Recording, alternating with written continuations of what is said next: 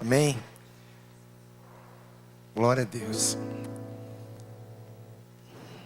Amém, amados? Oi? Glória a Deus, amém? Eu quero trazer uma palavra para vocês, algo muito rápido. E a primeira pergunta que eu faço nessa manhã é se vocês, quem está aqui está a fim de morrer? Quem está a fim de morrer aí? Ninguém quer morrer? Vocês não querem ver a Deus? Então, quantos querem morrer aí, ó? Eu quero morrer. Amém? Só que é difícil, né, amados? Ouvir uma palavra de manhã dizendo que, ai, amados, amigo, Deus te abençoe, tomara que você morra. Mas o interessante é que esses meses foram meses de aprendizado, né? A gente passa por determinado tipo de coisa que nos faz refletir sobre algumas coisas. E a gente entende que talvez a maior reflexão que nós temos da vida é a morte. Porque uma vez que não estamos mais, não mais temos mais tempo de fazer qualquer outro tipo de coisa. Acabou o nosso tempo. Deus já deu a medida exata para que na terra, ainda nesse tempo, possamos fazer algo diferente, revolucionar pessoas, mudar, transformar vidas. Mas quando chegar a hora, acabou. Não tem mais o que fazer. E a gente vê que o tempo passa tão depressa, né? Eu estava sentado outro dia ali, e agora há pouco tempo quando eu voltei, e teve uma apresentação, né, do adolescente. Interessante que eu ainda sou novo, mas tu vê, pô, Ana Júlia, cara, a Ana Júlia chegando na igreja, a Ana Júlia só tinha cabeça, cara. Caramba, cara. Pô, as crianças tudo pequenininha, né? Eu falei, gente, cara, como é que passa rápido na vida, cara? Passa muito rápido, gente, cabelo branco aí que só tem cabelo, né, acha? Não, é mera coincidência, cara, é mera coincidência. E a gente vê que a vida passa rápido, os dias estão sendo abreviados. E a gente não tem se dado conta como a gente tem perdido tempo, como a gente tem desperdiçado tempo. Nesse tempo que eu estive ausente, muitas coisas aconteceram, né? E a gente acompanha as pessoas, né? Ligam, né? A gente encontra algumas, né? Vê outras coisas. Mas a vida, o interessante é que a vida não para, o tempo não para. Deus não deixou de continuar fazendo as suas coisas, fazendo a sua obra, fazendo os milagres, né? Curando, restaurando, porque eu estive ausente ou outro irmão esteve ausente. Resumindo, a obra de Deus não para. E graças a Deus por isso. Porque muitos irão embora, mas outros virão e continuarão a sua obra. Por isso eu digo para você que a gente pede para que o tempo de Deus não passe na nossa vida. Porque talvez seja muito triste você passar por essa vida e não ter realizado nada. Ser mais um na multidão. E eu não quero ser mais um na multidão. Eu gostaria muito que vocês também não fossem mais um na multidão. E quando se fala de morte, eu quero levar vocês a um versículo. Lucas 9, versículo 23. Um versículo, talvez, que dita daquilo que nós vamos escolher para nós. Lucas 9, versículo 23 e 24.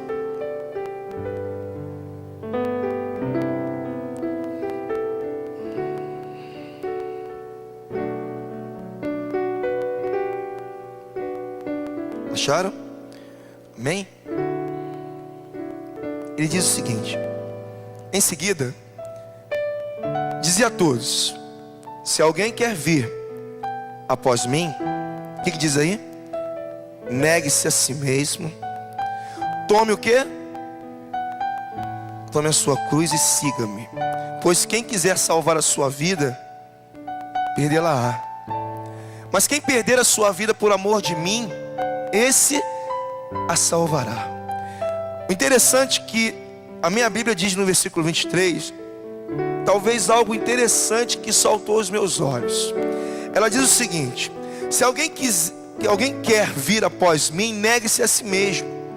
E aí está a frase que me chamou a atenção: tome cada dia a sua cruz. Eu olhei nos 4 evangelhos, e Lucas, ele tem algumas particularidades que detalham muito bem algumas passagens de que outros evangelhos não narram. Ele diz que tome cada dia a sua cruz. Então ele não fala tome somente a sua cruz, porque ele está dizendo para mim e para você que a cada dia é dia de cruz, é dia de morte, de renúncia, é dia de nós revermos aquilo que nós pensamos, é dia de a gente colocar e analisar aquilo que nós estamos vivendo, é dia de nós fazermos menção à morte e vida de Jesus. E se você parar para analisar, ela quer dizer muitas coisas, mas principalmente quer dizer: tome a sua cruz, morra para o mundo, morra para você mesmo. Já quando a Anja estava orando e ela falou uma coisa interessante, se pudesse dizer o seguinte: se eu pudesse, eu colocava um colchão aqui, deitaria aqui e ficaria aqui para o resto da vida, né? Só que eu quero dizer para você uma coisa: isso é muito bom, a gente está num lugar agradável. Quantos, né, chegam na casa de alguém convidado e você se sente à vontade, né? Tira o chinelo, coloca o pé em cima, né, do sofá, pega o controle, liga, coloca no canal, e a casa não é sua, mas você está ali, você está à vontade, né? Você está bem tranquilo, você foi bem aceito. E aí você vê que esse lugar, quando a gente vem para cá, é um lugar onde nós somos bem aceitos. Independente do que nós somos, o que fazemos, é um lugar onde ninguém pode colocar o dedo na nossa cara a não ser Ele. E nem Ele faz isso. Ele não aponta os teus defeitos. Simplesmente Ele nos mostra, para que nós tomemos a nossa cruz, nós reivindicamos a nossa mudança e começamos a entender que esse processo quem faz somos nós. Quantos lembram da passagem que foi lida aqui do pastor Carlos Alberto, fazendo menção à palavra do diácono Almir, e fala o quê? Sobre a passagem de Lázaro, que é uma das passagens mais interessantes da Bíblia, mais linda, que ele fala o quê? Jesus fala: tire o quê? A pedra. Jesus tira a pedra? Não. Tirem a pedra. Tem muita gente que não foi curado porque não tirou a pedra. Tem muita gente que a vida não consegue sair do buraco porque não foi removida a pedra. E as pessoas continuam presas nas suas prisões, cadeias, porque não conseguiram tirar a pedra da sua vida, não conseguiram morrer. Estão cheias de razões, tem um bloqueio e não conseguem enxergar. As pessoas não conseguem dar um passo para frente, não conseguem ver a sua vida transformada, porque não morreram para o mundo. Os ranços acompanham. Mas nós sabemos que muitas vezes o processo é um processo lento. E Deus sabe a medida de cada processo. Deus sabe o que você tem a dificuldade de você mudar. Eu tenho muitos defeitos, amados. Você deve ter também milhões. Mas o que importa é que você precisa conhecer quais são os seus defeitos e querer ter essa sensação de mudança. Porque você pode dizer assim: eu não consigo sozinho, mas com certeza. Mas Deus pode mudar a sua história, entendeu? Deus pode mudar isso. O problema é que nós não conseguimos morrer. A Bíblia diz que um grão de semente só cresce, só nasce quando ele morre. E por isso que a casca tem que ser quebrada. Nós estamos em volta de uma casca que muitas das vezes, se nós tocarmos em alguém, nós somos afligidos, nós somos feridos, nós somos, alvejados, porque existe uma casca. E quando ao quebrar essa casca, ainda vai causar ferida, porque a casca pode cortar nossos dedos. Por isso que nós, nessa manhã, Jesus está dizendo o seguinte: tome a cada dia a sua cruz. Não é fácil. E não existe vitória sem cruz. Não existe vitória sem morte. E consequentemente não existe vida sem renúncia. Não podemos servir a dois senhores. Não podemos servir a dois senhores. Ou nós entregamos a nossa vida totalmente para Cristo, ou nós vamos continuar no mundo aí fora. O sistema, ele é totalmente cruel conosco. Quantas pessoas hoje estão em cima do muro porque não conseguem abrir mão da sua vida? Já o Rico fala assim: Deus, eu faço tudo isso. Deus, eu sou bom, eu dou aos pobres, eu faço isso, faço aquilo. Pois é, meu querido, cumprimos os mandamentos. Ah, é? Você faz isso? Amém. Se você faz isso, o que te falta? Vende tudo aos pobres e me siga. Se despoje. Tire tudo aquilo que está te prendendo, dizendo que você é alguma coisa, e vem comigo. Porque só vem para mim aquele que está totalmente nu, sem nada. Porque é esse que eu conheço. É esse aí, quando está na sua casa, sozinho, quando ninguém mais vê, que eu conheço. É esse que eu quero. Mas ele não conseguiu. Ele não conseguiu porque abrir mão de uma vida cheia de deleites é muito difícil. Nós colocamos dificuldades em tudo para poder vir à casa do Senhor, servir ao Senhor.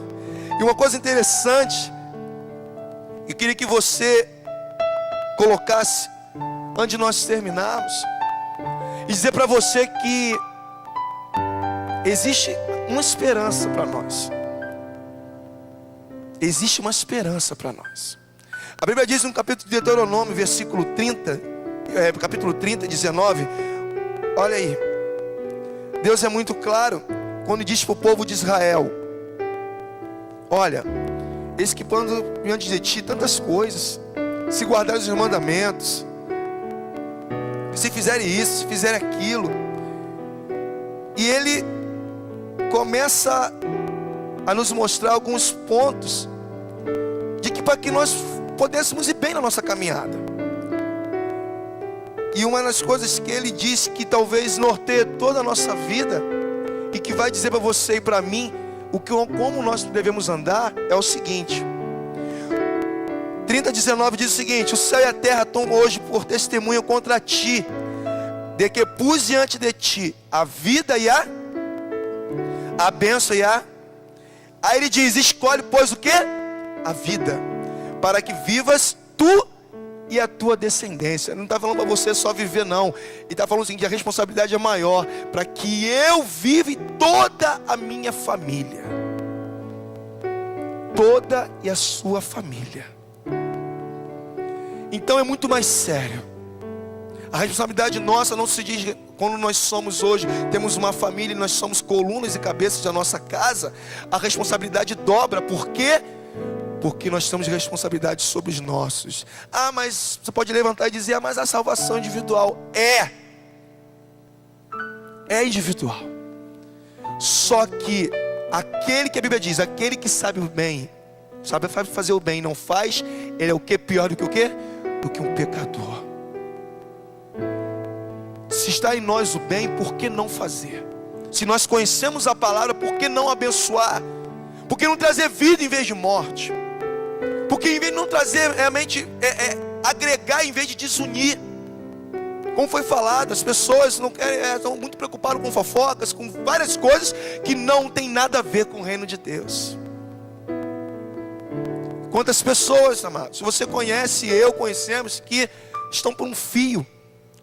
E é muito interessante que eu falava para Deus: Senhor, confirma isso que essa semana, nesses tempos que eu vou falar.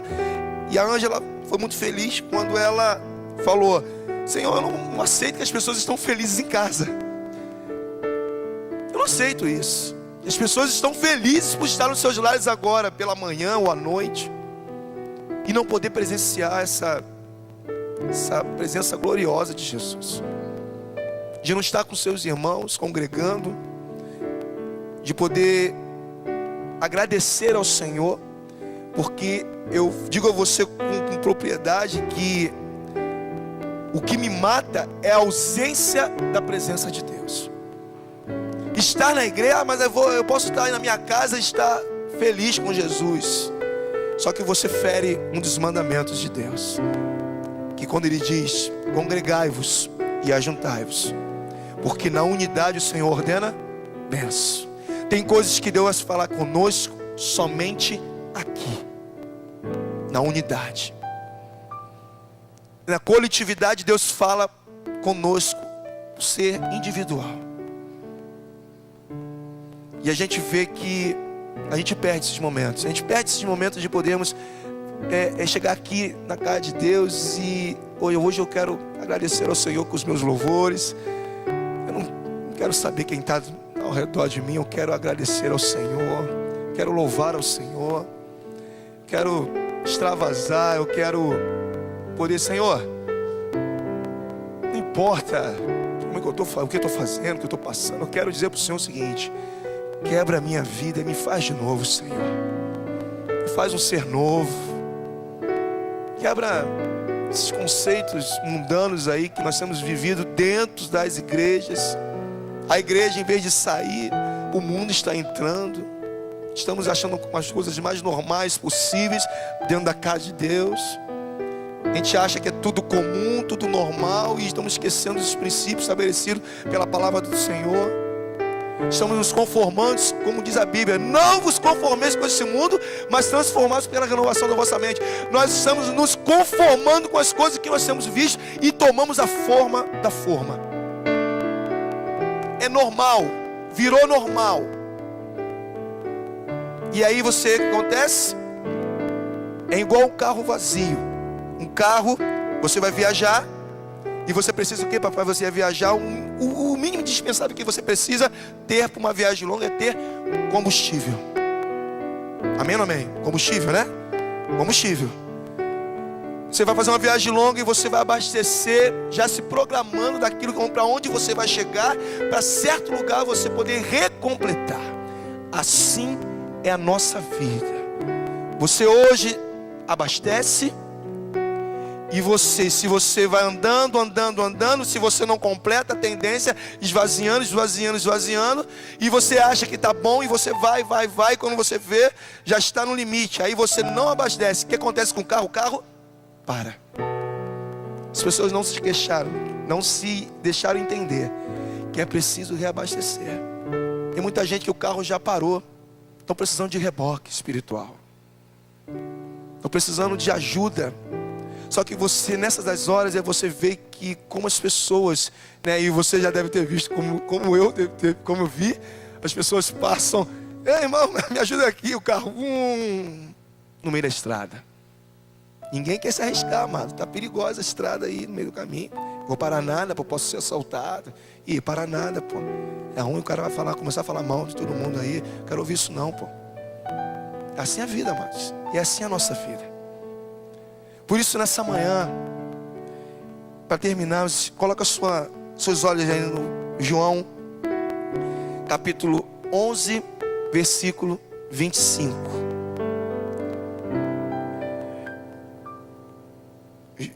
João 11, 25.